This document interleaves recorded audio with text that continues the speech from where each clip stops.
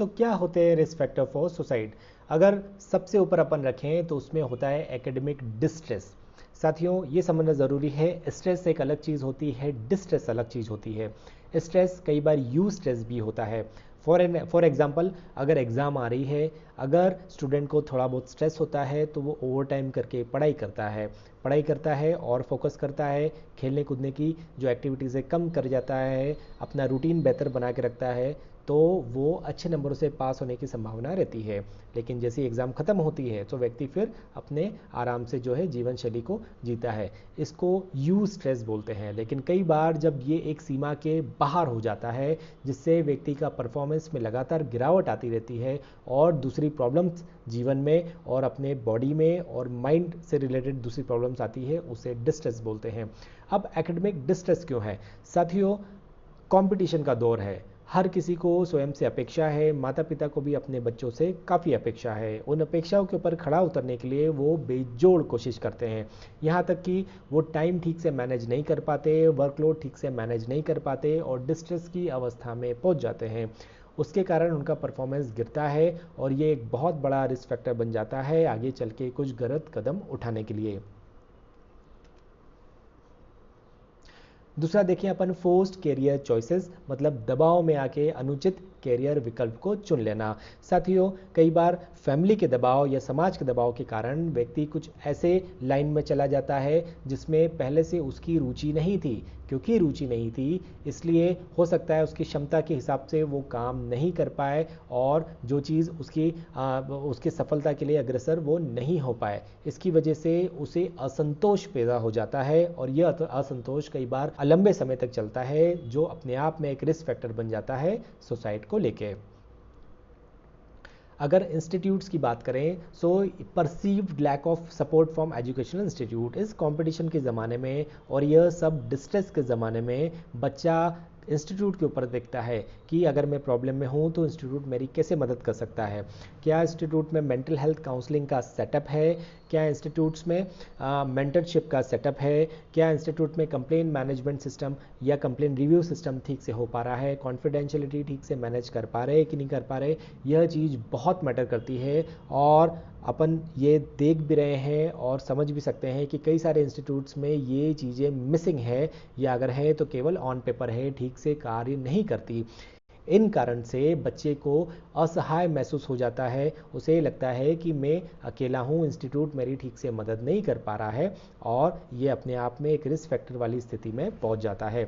वैसे ही जैसे रैगिंग और बुलिंग को भी अगर अपन ले सकते हैं या डिस्क्रिमिनेशन को ले सकते हैं, मतलब भेदभाव चाहे किसी भी चीज़ का हो, कास्ट हो, रिलीजन हो या फाइनेंशियल कंस्ट्रेंट्स की वजह से हो, किसी भी कारण से डिस्क्रिमिनेशन और रैगिंग, इन चीज़ों में व्यक्ति को इंस्टीट्यूशन का सपोर्ट भी चाहिए होता है और एक पॉलिसी वो डिमांड करते हैं। कई बार ये चीज़ें जब नहीं होती है सो इन चीज़ों से व्यक्ति परेशान हो जाता है, जैसे मैंने कहा असहाय महसूस करता है, अकेलापन महसूस करता है, खुद का कॉन्फिडेंस कम हो जाता है, सेल्फ स्टीम कम हो जाती है और यह रिस्क फैक्टर बन सकता है सुसाइड के लिए।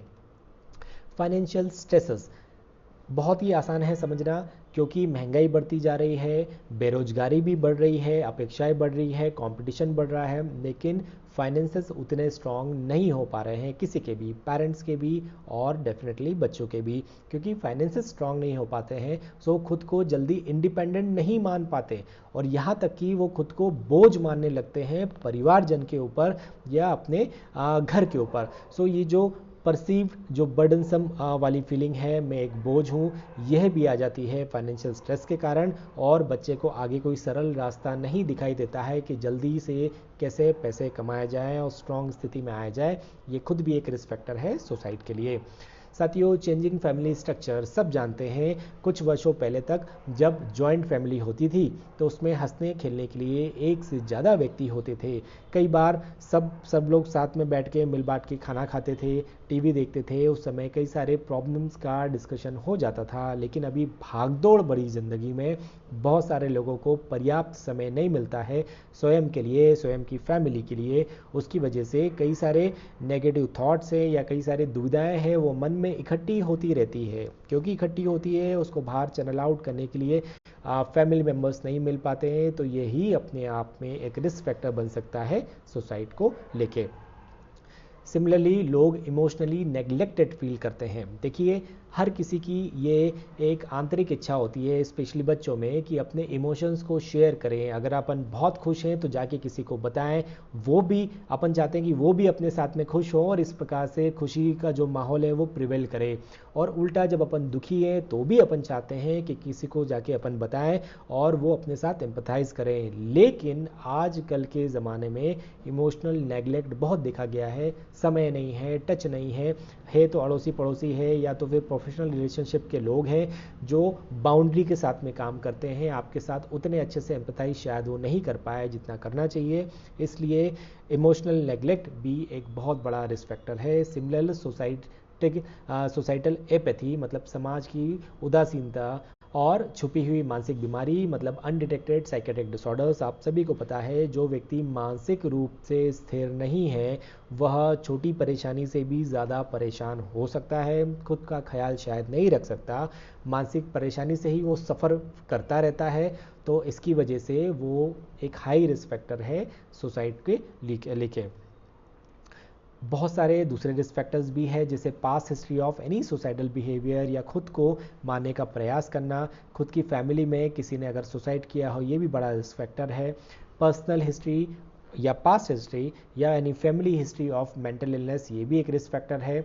यूज़ ऑफ ड्रग्स या एनी काइंड ऑफ अल्कोहल, जिस प्रकार से मानसिक बीमार का जो सोचने समझने की क्षमता है, चेतना है, वो स्थिर नहीं होती, उसी प्रकार से जो व्यक्ति ड्रग्स लेते हैं, शराब लेते हैं, सिगरेट बीड़ी लेते हैं, माना जाता है कि वो भी इतने स्थिर नहीं है कि कठिन परिस्थिति में स्वयं की मदद कर पाएँ। सो जब भी विषम परिस्थितियाँ आती हैं शायद वो गलत कदम उठा लें।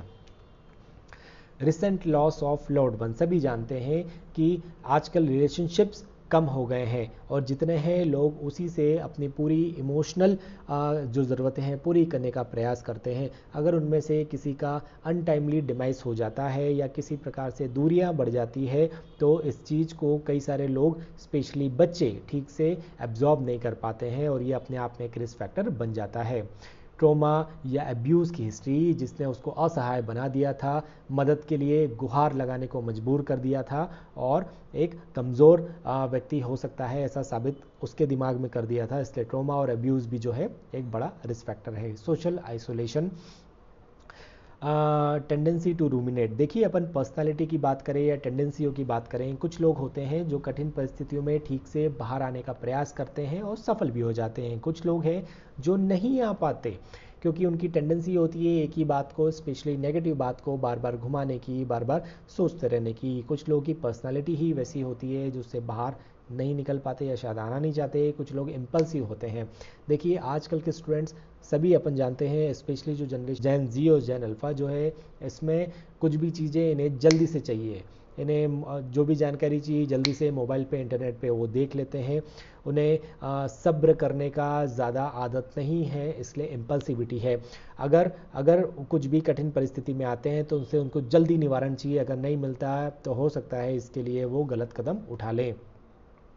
कॉग्निटिव इनफ्लेक्सिबिलिटी, कई बार ऐसी परिस्थितियां बन जाती है, ऐसे समय में बन जाती है जिसके लिए जो अपन पहले से सोचते आए हैं उसको बदलना पड़ता है। लेकिन अगर कॉग्निटिव इनफ्लेक्सिबिलिटी हो, आप अगर अपनी ही चीज़ पे अड़े हुए हो या बच्चे जो है अड़े हुए हैं, तो हो सकता है कि वो रिस्क फैक्टर्स उनमें जो है प्रभाव कर दें। Poor problem solving skills and coping skills, again वही चीज़, ऑटोबायोग्राफिकल मेमोरी बायस और अटेंशनल बायसेस, ये सारे भी हो सकते हैं रिस्क फैक्टर्स। साथियों अगले वीडियो में अपन देखते हैं क्या होते हैं वार्निंग साइंस ऑफ सुसाइड।